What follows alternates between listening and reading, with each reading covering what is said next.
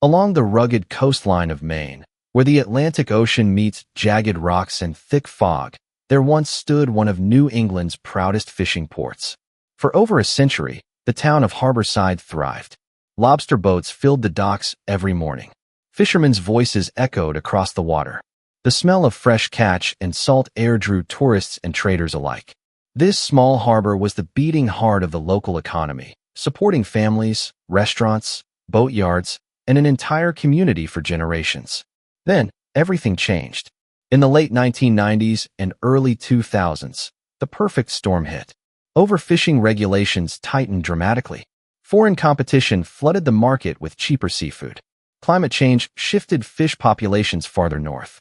One by one, the big commercial fleets moved away. Small family boats couldn't compete. The once bustling docks grew quiet. Piers began to rot. Warehouses stood empty, their windows broken and roofs caving in. The lively fish market that once rang with auctions every dawn became a hollow shell. Harborside slowly turned into a ghost port. By 2015, the town was dying. Over 70% of the fishing fleet had disappeared. Young people left for cities. Stores on Main Street boarded up. The population dropped from nearly 4,000 to barely 1,200. Locals called it the slow death of the sea. Banks foreclosed on homes and businesses. The harbor, once a symbol of pride and prosperity, became a place of rust, decay, and broken dreams. Tourists stopped coming. Trade routes bypassed the town entirely. Harborside was written off as another casualty of modern times, a forgotten relic on the map. But while everyone else was packing up and leaving, one man refused to accept the end. His name was Captain Elias Crow. Elias was 47 years old, a tall, weathered former commercial fisherman with salt and pepper hair, a short trimmed beard, deep-set thoughtful eyes, and the kind of quiet strength forged by decades at sea. He wore the same faded navy blue work jacket, dark jeans, and sturdy brown work boots almost every day, practical clothes that told the story of a life spent on boats and docks. Elias had grown up in Harborside. His father and grandfather had both been lobstermen. He knew every rock, every current, and every hidden cove along this coastline. When the industry collapsed, most captains sold their boats for scrap or moved south. Elias did something different. He stayed. He watched as the town council held emergency meetings, desperately trying to attract any kind of new business. Plans came and went, a failed wind farm proposal, a short-lived call center that closed after 6 months. Nothing stuck. The harbor continued to crumble. Then, late one foggy evening in 2016, Elias stood alone on the longest pier, the one that was closest to collapsing into the sea. The wooden planks creaked under his boots. Rusting trawlers sat half-sunken in the shallow water. Seagulls cried overhead. He looked out across the empty harbor and felt something stir inside him, not just nostalgia, but a bold, almost reckless idea. What if the port didn't have to die? What if it could be reborn, not just as a fishing town, but as something bigger? Elias began sketching his vision on napkins and old charts. He imagined restoring the historic docks, turning abandoned warehouses into vibrant markets and restaurants, creating a mixed-use harbor that could welcome both small fishing boats and modern tourism. He dreamed of eco-tours, fresh seafood festivals, boutique shops, and even a small maritime museum. Most importantly, he wanted to bring back sustainable fishing practices that could coexist with tourism and trade. When he first presented his plan to the town council, the reaction was brutal. They mocked him. "You want to save a ghost port with tourists and pretty shops?" One council member laughed. "This isn't some fancy coastal resort. This is a working harbor, or at least it used to be." Others were harsher. "Elias, you're a fisherman, not a developer. You'll bankrupt yourself and embarrass the whole town." Local newspapers ran skeptical headlines. Local captain's wild dream for dying harbor. Old friends pulled him aside and warned him he was throwing away what little money he had left. But Elias didn't argue loudly. He simply kept working. He started small and quietly. Using his life savings and a small loan from a sympathetic local bank, he bought the first abandoned warehouse on the waterfront for almost nothing. Then he purchased several rotting piers and a few half-sunken boats. Piece by piece, he began clearing debris with his own hands and a couple of loyal friends who still believed in him. The work was backbreaking. Days turned into weeks of hauling rotten timber, pressure washing barnacle-covered pilings, and reinforcing crumbling structures. Fog rolled in every morning as Elias, in his faded navy blue work jacket, dark jeans, and brown work boots, labored from dawn until after sunset. His hands grew calloused. His face weathered even more from the salt air. People drove by and shook their heads. "Poor Elias," they said at the local diner. "He's lost his mind trying to save something that's already dead." Yet deep down, Elias knew the harbor still had life left in it.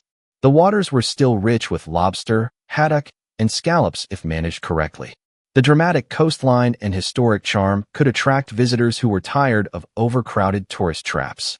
The old railway line that once brought goods in and out could potentially be revived for freight and passengers. He wasn't just trying to save a port. He was fighting to save the soul of his hometown. As the first year drew to a close, Elias stood on the pier he had partially restored. The sun was setting behind the fog, casting a soft golden light over the water. A few seagulls circled overhead. For the first time in years, there was a small spark of hope in the air, faint, fragile, but real.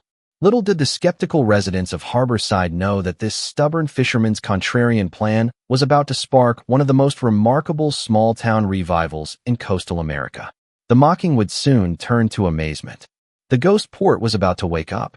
The second year tested every ounce of Elias Crow's resilience. Elias Crow, 47-year-old former commercial fisherman, tall and weathered build, salt and pepper short hair, short-trimmed beard, deep-set thoughtful eyes, wearing faded navy blue work jacket, dark jeans, and sturdy brown work boots, woke before dawn every single day. His small restored warehouse had become both home and headquarters. The air inside still smelled of salt, old wood, and fresh paint. The physical work was relentless. He and a small crew of just 4 loyal locals spent months reinforcing the main pier. They replaced hundreds of rotting pilings, rebuilt broken railings, and dredged years of silt from the harbor mouth so smaller boats could safely return. Every evening, as the fog rolled in, you could see Elias standing on the dock in his faded navy blue work jacket, checking measurements by flashlight, his breath visible in the cold Maine air. Money was disappearing fast. His savings were nearly gone. The small bank loan was stretched thin. Skeptics in town grew louder. At the Harborside Diner, regulars joked, "Elias is pouring his retirement into a sinking ship, literally." Some fishermen who had already left sent messages telling him he was wasting his time. Even his own sister urged him to sell what he had restored and move on. But Elias kept moving forward with quiet determination. He focused on sustainability from the very beginning. Instead of trying to bring back the old industrial-scale fishing, he partnered with marine biologists to create strict catch limits and seasonal protections. He refurbished 3 old lobster boats with modern, eco-friendly equipment. Slowly, a handful of young fishermen who had almost given up on the industry began to return, drawn by Elias's vision and fair profit-sharing model. Then came the first visible breakthrough. In the spring of the second year, the restored Maine pier hosted its first small fleet again. 5 boats tied up at dawn, their holds carrying fresh lobster and haddock. Elias stood on the dock in his faded navy blue work jacket, helping unload the catch with his own hands. For the first time in nearly a decade, the sound of working boats and creaking ropes filled the harbor. It wasn't much, just a fraction of what the port once handled, but it was a start. That summer, Elias took his biggest gamble yet. He poured the last of his funds into converting one of the largest abandoned warehouses into a mixed-use seafood market and gathering space. He kept the historic wooden beams and rusted iron details, blending old-world charm with clean, inviting modern touches. Local carpenters and artists joined the effort, trading labor for future stall space. The project took months of backbreaking work, but when it opened, something magical happened. Word began to spread quietly at first. A few curious tourists driving the coastal route stopped in. They were stunned by the authentic atmosphere, fresh seafood straight from the boats, local artisans selling handmade goods, and the breathtaking views of the restored harbor. Social media posts started appearing. "Hidden gem on the Maine coast. This old fishing port is coming back to life." By the end of that summer, weekend visitor numbers had tripled. Small bed and breakfasts in town that had been closed for years suddenly had bookings. The local diner extended its hours.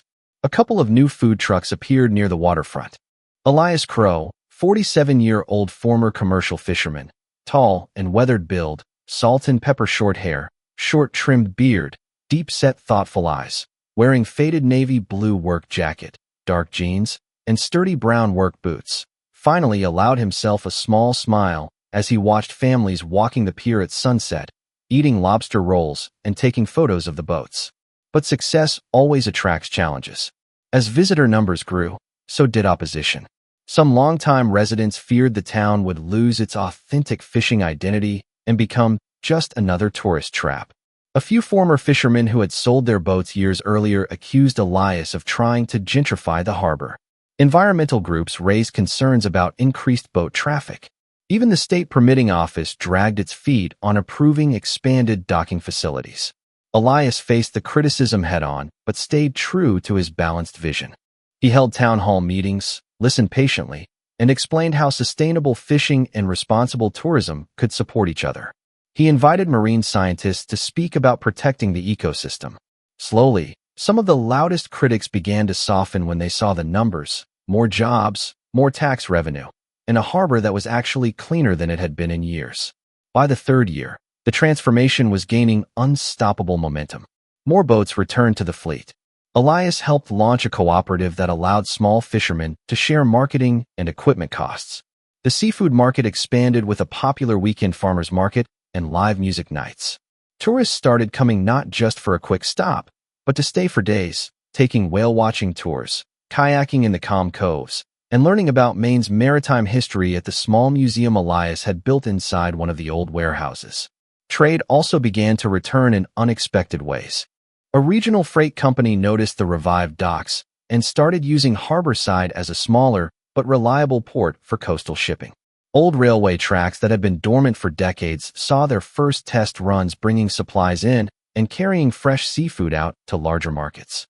Elias walked the docks every evening in his faded navy blue work jacket, dark jeans, and brown work boots, greeting returning fishermen by name and chatting with visitors.